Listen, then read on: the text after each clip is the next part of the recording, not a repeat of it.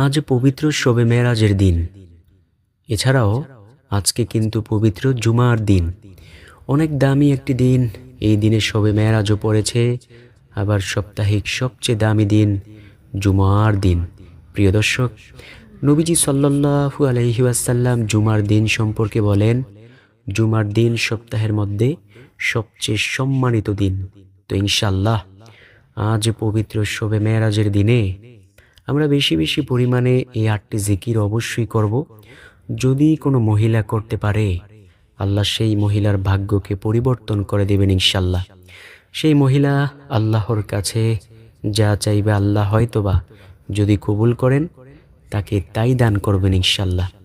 তো আজকের ভিডিও থেকে অবশ্যই আমরা এই 8টি জিকির সুন্দরভাবে শিখব। পরবর্তীতে আজ পবিত্র শবে মেরাজের রাতে অবশ্যই পাঠ করব, এছাড়াও অন্যান্য সময়ও পাঠ করব ইনশাল্লাহ। নবীজি সাল্লাল্লাহু আলাইহি ওয়াসাল্লাম বলেন, ও আমার সাহাবীরা, তোমরা আল্লাহ তাআলার জিকির করো। শোনো, যদি তোমরা আল্লাহ তাআলার জিকির করতে পারো তোমাদের কলব মৃত হবে না। তখন সাহাবীরা জিজ্ঞেস করলো, ইয়া রাসূলুল্লাহ, কলব আবার কি? নবীজি বলেন, প্রতিটি বনি আদমের বুকের মধ্যে একটি গোশতের টুকরা আছে। ওই গোশতের টুকরার নামই হলো কলব। ওই গোশতের টুকরা যদি ভালো হয় পুরো মানুষটা ভালো হয়, আর গোশতের টুকরা যদি খারাপ হয় পুরো মানুষটাই খারাপ হয়ে যায়। সাহাবায়ে কেরাম বলল, ইয়া রাসূলুল্লাহ, ওই গোশতের টুকরা ভালো করার কি কোনো ঔষধ আছে? নবীজি বললেন, অবশ্যই আছে। নবীজি বললেন, যদি কোনো ব্যক্তি বেশি বেশি আল্লাহ তাআলার জিকির করে ওই কলব পরিষ্কার হয়ে যায়, সেইখানে শয়তান বসে থাকতে পারে না। যদি শয়তান সেইখানে বসে থাকে তখন তার কাছে নামাজ পড়তে ভালো লাগে না, রোজা রাখতে ভালো লাগে না, অন্যান্য নেক আমল করতে ভালো লাগে না। তো প্রিয় দর্শক, চলুন আজকের ভিডিও থেকে সে 8টি জিকির সুন্দরভাবে শিখে নেই। 1 নাম্বার জিকির হলো লা ইলাহা ইল্লাল্লাহ। নবীজি সাল্লাল্লাহু আলাইহি ওয়াসাল্লাম বলেন, যে ব্যক্তি বলবে লা ইলাহা ইল্লাল্লাহ, তার মৃত্যুর সময় যদি এই কথা বলতে পারে আল্লাহ তাকে অবশ্যই জান্নাত দান করবেন ইনশাল্লাহ। হযরত মূসা আলাইহিস সালাম আল্লাহ তাআলাকে বলল, ও আল্লাহ, আপনি আমাকে এমন একটি বাক্য অথবা কালিমা শিক্ষা দেন তো, আমি যেন সেই বাক্য দিয়ে আপনাকে ডাকতে পারি। আল্লাহ তাআলা বলেন, ও নবী মূসা, তুমি বলো লা ইলাহা ইল্লাল্লাহ। নবী মূসা আলাইহিস সালাম বললেন, আল্লাহ, আমি চাইলাম আপনার নিকট দামি একটি বাক্য, আর আপনি আমাকে এমন ছোট্ট একটি বাক্যের কথা বললেন। আল্লাহ তাআলা বলে, ও নবী মূসা, এই বাক্যটাকে তুমি ছোট মনে করিও না। এই বাক্যের ওজন এত বেশি যে সমগ্র সৃষ্টিকুলকে যদি তুমি এক পালায় রেখে এই বাক্যটাকে আরেক পালায় রেখে ওজন দিয়ে দাও, তারপরেও এই বাক্যের ওজনের সমতুল্য হবে না। সুবহানাল্লাহ, আল্লাহু আকবার। তো প্রিয় দর্শক, বুঝতে পেরেছেন কত দামি একটি বাক্য হলো লা ইলাহা ইল্লাল্লাহ। নবীজি সাল্লাল্লাহু আলাইহি ওয়াসাল্লাম বলেন, মান ক্বালা লা ইলাহা ইল্লাল্লাহ ফাদাখালাল জান্নাহ, অর্থাৎ যে ব্যক্তি বলবে লা ইলাহা ইল্লাল্লাহ সে অবশ্যই জান্নাতি হবে। সুবহানাল্লাহ, আল্লাহু আকবার। নবীজি সাল্লাল্লাহু আলাইহি ওয়াসাল্লাম বলে দিয়েছেন, ও আমার উম্মতেরা, সবচেয়ে দামি জিকির হলো লা ইলাহা ইল্লাল্লাহ। তাই তোমরা বেশি বেশি পরিমাণে এই জিকিরখানা অবশ্যই পাঠ করো ইনশাল্লাহ। নবীজি সাল্লাল্লাহু আলাইহি ওয়াসাল্লাম সব সময় বেশি বেশি পরিমাণে লা ইলাহা ইল্লাল্লাহ জিকির করতেন। 2 নাম্বার যেই জিকিরের কথা বলবো সেই জিকিরটি হলো বেশি বেশি বলবেন আস্তাগফিরুল্লাহ। নবীজির প্রিয় সাহাবে কেরামগণ বলেন, নবীজি সাল্লাল্লাহু আলাইহি ওয়াসাল্লাম প্রত্যেক ফরজ নামাজের সালাম ফিরিয়ে 3 বার আস্তাগফিরুল্লাহ বলতেন। সাহাবে কেরাম রাদিয়াল্লাহু তাআলা আলাইহিম আজমাইন প্রত্যেক ফরজ নামাজের পর 3 বার আস্তাগফিরুল্লাহ বলতেন। নবীজিকে অনুকরণ যদি করতে পারি, নবীজি বলেন, যে ব্যক্তি আমার একটি সুন্নতকে মৃত্যু পর্যন্ত আঁকড়িয়ে ধরবে আল্লাহ রাব্বুল আলামিন তাকে এমন সওয়াব দান করবেন যে যুদ্ধের ময়দানে শহীদ হওয়া 100 শহীদের সমান সওয়াব আল্লাহ তাকে অবশ্যই দান করবেন। সুবহানাল্লাহ, আল্লাহু আকবার। নবীজি বলেন, তোমরা আস্তাগফিরুল্লাহ পাঠ করো, কারণ এটা একটি ইস্তেগফারের আমল। যে ব্যক্তি ইস্তেগফার দিয়ে আল্লাহর কাছে তাওবার মতো তাওবা করবে, আল্লাহ তার জীবনের সমস্ত গুনাহগুলো ক্ষমা করে দিবেন। প্রিয় দর্শক, যুগে যুগে আল্লাহ তাআলা বহু বড় বড় পাপীকে ক্ষমা করেছেন। তেমনি একজন পাপীর ঘটনা আমি আপনাদেরকে জানাইতে চাই। চলুন জেনে নেওয়া যাক সেই পাপিষ্ঠ ব্যক্তির ঘটনা। বনী ইসরায়েল গোত্রের মধ্যে একজন ব্যক্তি ৯৯ জন মানুষকে হত্যা করার পর তার মনের মধ্যে ভয় আসলো, হায় রে, জীবনে কি গুনাহের কাজ করলাম, ৯৯ জন মানুষকে একে একে তিলে তিলে শেষ করে ফেললাম। না, এই গুনাহ লইয়া যদি আমি মরে যাই, পরকালে তো আমার কঠিন বিচার হবে। ওই যুবক ভালো হওয়ার আশায় একজন খ্রিস্টান পাদ্রীর নিকট যাইয়া বলল, ইতিপূর্বে আমি ৯৯ জন মানুষকে মেরেছি, আল্লাহ কি আমাকে ক্ষমা করবেন? অর্থাৎ ঈশ্বর কি আমাকে ক্ষমা করবেন? খ্রিস্টানরা তো বলে ঈশ্বর। তখন ওই খ্রিস্টান পাদ্রী বলল, ছি, তুমি ইতিপূর্বে ৯৯ জন মানুষকে হত্যা করেছ, আবার তুমি ক্ষমার কথা ভাবো? ছি, তুমি আমার থেকে দূর হয়ে যাও, তোমাকে আল্লাহ ক্ষমা করবেন না। তখন ওই ব্যক্তি বলল, যদি আমাকে ঈশ্বর ক্ষমা নাই করে, তাহলে আপনাকে রেখে কোনো লাভ নেই, আমি আপনাকেও হত্যা করব। তখন ওই ব্যক্তি ওই পাদ্রীকে হত্যা করে ১০০ জনে পূর্ণ করল। কিছুদিন যেতে না যেতে তার মনের মধ্যে আবার ভয় আসলো। সে ভাবতে লাগলো, হায় রে, জীবনে তো বলেছিলাম আর একজন মানুষকেও হত্যা করব না, কিন্তু ভুল করে আবার একজন মানুষকে শেষ করে ফেললাম। না, আল্লাহর কাছে আমার তাওবা করতেই হবে। ওই যুবক তাওবা করার জন্য আবার একজন ভালো মানুষ খুঁজতে লাগলো। সমাজের মানুষ বলল, যুবক, তুমি অমুক এলাকায় যাও, সে এলাকায় যাইয়া তুমি কিছু ভালো মানুষের সন্ধান পাইবা, ওইখানে গিয়ে তাওবার মতো তাওবা করো, আল্লাহ অবশ্যই তোমাকে ক্ষমা করে দিবেন ইনশাল্লাহ।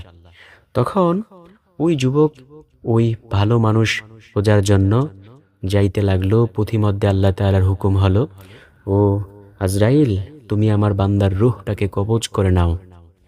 আজরাইল আলাইহিস সালাম আল্লাহ তাআলার হুকুমে সেই রূহটাকে কবজ করলে সেই লাশটা সেইখানেই পড়ে রইল। জান্নাতের ফেরেশতারা আসলো রূহটাকে জান্নাতে নেওয়ার জন্য, জাহান্নামের ফেরেশতারা আসলো রূহটাকে জাহান্নামে নেওয়ার জন্য। জান্নাতের ফেরেশতাদের কথা হলো, সে তো এখনো গুনাহের কাজ আর করে নাই, সে তো তাওবা করতে যাচ্ছিল, তাই আমরা তাকে জান্নাতে নিয়ে যাব, যেহেতু তার নিয়ত ভালো ছিল। অপরদিকে জাহান্নামের ফেরেশতাদের কথা হলো, সে তো এখনো তাওবা করে নাই, তাই আমরা তাকে জাহান্নামে নিয়ে যাব। এই বলে তারা ঝগড়া করতে লাগলো। আল্লাহ তাআলা যেহেতু বান্দাবান্দিকে অনেক বেশি ভালোবাসেন, আল্লাহ সুবহানাহু ওয়া তাআলা জিবরাইল আলাইহিস সালামকে বললেন, জিবরাইল, আমার ওই বান্দার লাশকে নিয়ে দেখো, ফেরেশতারা ঝগড়া করতেছে, তুমি যাও তো, তুমি গিয়ে মীমাংসা করে দাও। শোনো, তুমি গিয়ে একটা মাপ দিবে, যদি দেখো ওই তাওবা করার স্থান থেকে তার মৃত্যুর স্থানটা দেখবে, যদি দেখো মৃত্যুর স্থান থেকে বাড়িটা দূরে কিন্তু তাওবা করার স্থান কাছে, তাহলে তাকে জান্নাতে নিয়ে যাইবে। আর যদি দেখো মৃত্যুর স্থান থেকে বাড়ি কাছে তাওবা করার স্থান দূরে, তাহলে তাকে জাহান্নামে নিয়ে যাইবে। কিতাবের মধ্যে এসেছে, নবীজি সাল্লাল্লাহু আলাইহি ওয়াসাল্লাম বলেছেন, ওই জিবরাইল আলাইহিস সালাম যখন মাপ দিলেন, তখন দেখলেন যে মৃত্যুর স্থান থেকে তাওবা করার স্থানটা কাছে, আর সাথে সাথে জিবরাইল আলাইহিস সালাম জান্নাতি ফেরেশতাদের কাছে তাকে দিয়ে দিলেন। সুবহানাল্লাহ। নবীজি সাল্লাল্লাহু আলাইহি ওয়াসাল্লাম বলেন, ওই বান্দা যেহেতু তাওবা করার উদ্দেশ্যে গিয়েছিল, তাই আল্লাহ তাআলা তাকে ওই মৃত্যুর স্থান থেকে তাওবা করার স্থানটা কাছেই করে দিয়েছেন। সুবহানাল্লাহ। যেহেতু আল্লাহ বান্দাবান্দিকে অনেক অনেক অনেক বেশি ভালোবাসেন। আল্লাহু আকবার। আল্লাহ বলেন, যে ব্যক্তি আমার রহমত পাওয়ার জন্য ১ হাত অগ্রসর হয়, আমার রহমত তাকে ধরার জন্য ২ হাত অগ্রসর হয়। যে আমার রহমতকে পাওয়ার জন্য ২ হাত অগ্রসর হয়, আমার রহমত তাকে পাওয়ার জন্য ৩ হাত অগ্রসর হয়। যে আমার রহমতকে পাওয়ার জন্য হাঁটতে থাকে, আমার রহমত তাকে পাওয়ার জন্য দৌড়াইতে থাকে। সুবহানাল্লাহ। আল্লাহু আকবার। তাই প্রিয় দর্শক, আমরা বেশি বেশি পরিমাণে এই আমল অবশ্যই করব ইনশাল্লাহ। কি পাঠ করব? ইস্তেগফার পাঠ করব। কোনটা? আস্তাগফিরুল্লাহ। 3 নম্বর যেই জিকিরের কথা বলবো সেই জিকিরটিও দামি। নবীজির সামনে কয়েকজন সাহাবী বসা। নবীজি বললেন, ও আমার সাহাবে কেরাম, আমি কি তোমাদেরকে এমন একটি আমলের কথা বলবো না, যে আমল যদি তোমরা করতে পারো আল্লাহ তাআলা তোমাদের আমলের দাম হাশরের মাঠে সবচেয়ে বেশি করবে ও মিজানের পাল্লায় অনেক বেশি ভারী করবে। সাহাবে কেরাম তো ছিল আমলের জন্য অনেক বেশি পাগল। সাহাবীরা বলল, ইয়া রাসূলুল্লাহ সাল্লাল্লাহু আলাইহি ওয়াসাল্লাম, বলুন কোন সে আমল?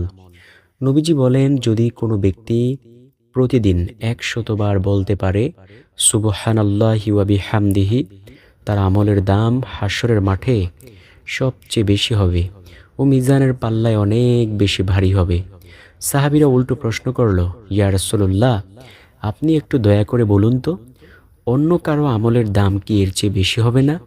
নবীজি বলেন, ওই ব্যক্তির আমলের দাম এর চেয়ে বেশি হবে যে ব্যক্তি সুবহানাল্লাহি ওয়া বিহামদিহি 100 বার থেকেও বেশি পরিমাণে পাঠ করবে। আল্লাহু আকবার। এছাড়াও নবীজি সাল্লাল্লাহু আলাইহি ওয়াসাল্লাম অন্য হাদিসের মধ্যে বলেছেন, যদি কোনো ব্যক্তি সুবহানাল্লাহি ওয়া বিহামদিহি 100 বার প্রতিদিন পাঠ করে, আল্লাহ তাআলা তার গুনাহগুলোকে ক্ষমা করে দিবেন, যদিও সেই গুনাহের পরিমাণ সমুদ্রের ফেনা রাশির সমতুল্য হয়। সুবহানাল্লাহ, আল্লাহু আকবার। প্রিয় দর্শক, আমরা তো জীবনে অনেক গুনাহের কাজ করেছি, তাই না? জীবনের প্রতিটি সেকেন্ড, প্রতিটি ক্ষণ, প্রতিটি মুহূর্ত গুনাহ করেই কাটিয়েছি। তো ইনশাল্লাহ প্রতিদিন 100 বার বলবো সুবহানাল্লাহি ওয়া বিহামদিহি। আল্লাহ রাব্বুল আলামিন আমাদের জীবনের সকল গুনাহগুলোকে ক্ষমা করে দিবেন ইনশাল্লাহ। এই যে শবে মেরাজের দিন এসেছে, এই শবে মেরাজের দিন অনেক বেশি দামি, কারণ এই শবে মেরাজের দিনেই নবীজি সাল্লাল্লাহু আলাইহি ওয়াসাল্লাম ঊর্ধ্ব আকাশে গমন করেছিলেন। তিনি জান্নাতকে ঘুরে ঘুরে দেখেছেন, জাহান্নাম দেখেছেন, সব আল্লাহ তাআলার সৃষ্টি দেখেছেন এবং আল্লাহ তাআলার দিদার লাভ করেছেন। সুবহানাল্লাহ, আল্লাহু আকবার। নবীজি বলেন, আমি আল্লাহ তাআলার এতটাই নিকটে ছিলাম, একটা ধনুককে বাঁকা করলে 2 মাথা যেমন থাকে নিকটে, ঠিক আমি তেমন নিকটে ছিলাম। সুবহানাল্লাহ, আল্লাহু আকবার। বুঝতে পেরেছেন? নবীজি আল্লাহ তাআলার সাক্ষাৎ লাভ করেছেন। কেমন নবী? অপরদিকে নবী মূসা আলাইহিস সালাম সব সময় আল্লাহ তাআলাকে বলতো, আল্লাহ, আমি সব সময় তুর পাহাড়ে আইসা আপনার কণ্ঠের আওয়াজ শুনি, আমি আপনাকে দেখতে চাই। আল্লাহ বললেন, ও মূসা, তুমি আমাকে দেখতে পারবে না। নবী মূসা বলল, আল্লাহ, আমি আপনাকে দেখতে পারবো যদি আপনি আমার সাথে দেখা দেন। আল্লাহ বললেন, ঠিক আছে, তুমি অমুক দিন আমার কাছে চলে আইসো। নবী মূসা আলাইহিস সালাম দিন ও তারিখ মোতাবেক ওই তুর পাহাড়ে গেলে আল্লাহ তাআলা বললেন, তুমি কি আমাকে দেখতে চাও? নবী মূসা বলল, আল্লাহ, আমি আপনাকে দেখতে চাই। আল্লাহ বললেন, ঠিক আছে, দেখো। আল্লাহ তাআলা 70,000 নূরের পর্দা উঠাইয়া শুধু একটু নখটা শুধু একটু মাত্র দুনিয়ার দিকে ঝুঁকাইলেন। এই ঝলকে নবী মূসা আলাইহিস সালাম একেবারে তুর পাহাড় সহ জ্বলে গেল। নবী মূসা আলাইহিস সালামের জিহ্বা জ্বলে গিয়েছিল। প্রিয় দর্শক, সমস্ত তুর পাহাড়টা জ্বলে গিয়েছিল। নবী মূসা আলাইহিস সালাম বেহুশ হয়ে পড়েছিলেন। বুঝতে পেরেছেন? আর সেই জায়গায় নবী মুহাম্মদুর রাসূলুল্লাহ সাল্লাল্লাহু আলাইহি ওয়াসাল্লাম আল্লাহ তাআলার দিদার লাভ করেছেন। সুবহানাল্লাহ। চতুর্থ নাম্বার যেই জিকিরের কথা বলবো সেই জিকিরটি হলো, বেশি বেশি পরিমাণে বলবেন লা হাওলা ওয়ালা কুওয়াতা ইল্লা বিল্লাহ। নবীজি সাল্লাল্লাহু আলাইহি ওয়াসাল্লামের সামনে কয়েকজন সাহাবী বসা। নবীজি বললেন, ও আমার সাহাবে কেরাম, আমি কি তোমাদেরকে এমন একটি আমলের সাথে পরিচয় করিয়ে দেব না, যে আমল যদি তোমরা প্রতিনিয়ত করতে পারো তাহলে তোমরা জান্নাতের গুপ্তধনের সন্ধান পেয়ে যাইবা? সাহাবে কেরাম তো ছিল আমলের জন্য অনেক বেশি পাগল। সাহাবে কেরাম বলল, ইয়া রাসূলুল্লাহ সাল্লাল্লাহু আলাইহি ওয়াসাল্লাম, বলুন কোন সেই আমল? নবীজি সাল্লাল্লাহু আলাইহি ওয়াসাল্লাম বলেন, যে ব্যক্তি প্রতিনিয়ত লা হাওলা ওয়ালা কুওয়াতা ইল্লা বিল্লাহ বলবে, সে জান্নাতের গুপ্তধনের সন্ধান পেয়ে যাইবে। সুবহানাল্লাহ। এছাড়াও যদি কোনো ব্যক্তি কঠিন বিপদের সম্মুখীন হয়ে থাকে, সে যদি এই বাক্যটি বলতে পারে বেশি বেশি পরিমাণে, আল্লাহ তাকে সেই বিপদ থেকে অবশ্যই রক্ষা করবেন ইনশাআল্লাহ। প্রিয় দর্শক, নবীজি সাল্লাল্লাহু আলাইহি ওয়াসাল্লাম এমনটাই বলে দিয়েছেন। তাই আমরা বেশি বেশি পরিমাণে লা হাওলা ওয়ালা কুওয়াতা ইল্লা বিল্লাহ অবশ্যই পাঠ করব ইনশাআল্লাহ। নবীজি সাল্লাল্লাহু আলাইহি ওয়াসাল্লাম বলেন, যদি কঠিন বিপদের সম্মুখীন হয়ে থাকো, এই বাক্য পাঠ করো, আল্লাহ তাআলা তোমাকে অবশ্যই বিপদ থেকে বাঁচিয়ে দিবেন ইনশাআল্লাহ। 5 নাম্বার যেই জিকিরের কথা বলবো, সেই জিকিরটি হলো বেশি বেশি পরিমাণে বলবেন ইয়া রহিমু ইয়া রহমানু। যদি এই জিকির করতে পারেন, আল্লাহ অবশ্যই আপনার গুনাহগুলো ক্ষমা করে দিবেন, দয়া করে, মায়া করে, ভালোবেসে। একজন মূর্তি পূজক সব সময় মূর্তিকে সামনে নিয়ে সনাম সনাম বলতো। নবীজি সাল্লাল্লাহু আলাইহি ওয়াসাল্লাম বলেন, ওই মূর্তি পূজক অনেক দিন পর্যন্ত সনাম সনাম বলেছিল। হঠাৎ করে তার মুখ দিয়ে একদিন বের হয়ে গেল সমাদ। সাথে সাথে আল্লাহ তাআলার দরবার থেকে আওয়াজ আসলো, ও বান্দা, দীর্ঘ আজ এতদিন পর কেন তুমি আমাকে ডেকেছ? তোমার কিসের প্রয়োজন হয়েছে? ওই ব্যক্তি বলল, এতদিন পর্যন্ত আমি সনাম সনাম বলেছি, কেহ আমার ডাকে সাড়া দিল না, আর আজকে কে আপনি আমার ডাকে সাড়া দিলেন? আল্লাহ বলেন, আমি তোমার রব, আমি তোমাকে সৃষ্টি করেছি। তুমি যেই মূর্তিকে সামনে নিয়ে সনাম সনাম বলতেছ, সেই মূর্তি তোমাকে বানায় নাই, আমি আল্লাহ তোমাকে সৃষ্টি করেছি। ওই ব্যক্তি বলল, ঠিক আছে, আমি কালিমা পড়ে মুসলমান হয়ে গেলাম। নবী মুসা আলাইহিসসালাম বললেন, আল্লাহ, আপনাকে তো সে ভুল করে ডেকেছে, আপনি এতেও তার জবাব দিয়ে ফেললেন। আল্লাহ বলেন, ও নবী মুসা, কেউ যদি আমাকে ভুল করেও ডাকে, তারপরেও আমি সেই ডাকের জবাব দিয়ে দেই। সুবহানাল্লাহ, আল্লাহু আকবার। 6 নাম্বার যেই জিকিরের কথা বলবো, সেই জিকির হলো প্রতিনিয়ত বেশি বেশি পাঠ করা সুবহানাল্লাহ। নবীজি বলেন, কোনো ব্যক্তি যদি সুবহানাল্লাহর আওয়াজ দেয় শুধু একবার, আল্লাহ তাআলা 7 আসমান ও 7 জমিনের মধ্যবর্তী যত ফাঁকা জায়গা আছে, সব জায়গাগুলো আল্লাহ তাআলা নেক দিয়ে পরিপূর্ণ করে দেন। নবীজি আরও বলেন, কোনো ব্যক্তি যদি একবার সুবহানাল্লাহর আওয়াজ দেয়, রব্বুল আলামিন তাকে এমন সওয়াব দান করেন যে জান্নাতের মধ্যে একটি বৃক্ষ রোপণ করেন। ওই গাছের ছায়া এত লম্বা হয় যে দ্রুতগামী একটি ঘোড়া যদি সেই বৃক্ষের ছায়াকে অতিক্রম করার জন্য 500 বছর পর্যন্ত দৌড়ায়, তারপরেও সেই বৃক্ষের ছায়া অতিক্রম করতে পারবে না। সুবহানাল্লাহ, আল্লাহু আকবার। নবীজি সাল্লাল্লাহু আলাইহি ওয়াসাল্লাম এমনটাই বলেছেন। প্রিয় দর্শক, 7 নাম্বার যেই জিকিরের কথা বলবো, সেই জিকিরটি হলো বেশি বেশি আলহামদুলিল্লাহ বলবেন। আল্লাহ তাআলা বলেন, যে বান্দাবান্দি আমার নিয়ামত পেয়ে নিয়ামতের শুকরিয়া আদায় করে না, আমি তার নিয়ামত ছিনিয়ে নেই। আর যে আমার নিয়ামত পেয়ে নিয়ামতের শুকরিয়া আদায় করে, আমি তার নিয়ামতকে বৃদ্ধি করে দেই। নবী বলেন, নিয়ামতের শুকরিয়া আদায় করো আলহামদুলিল্লাহ বলে। প্রিয় দর্শক, এই যে দুনিয়ায় বেঁচে আছি, প্রতিটি সেকেন্ডে সেকেন্ডে আল্লাহর নিয়ামত ভোগ করতেছি।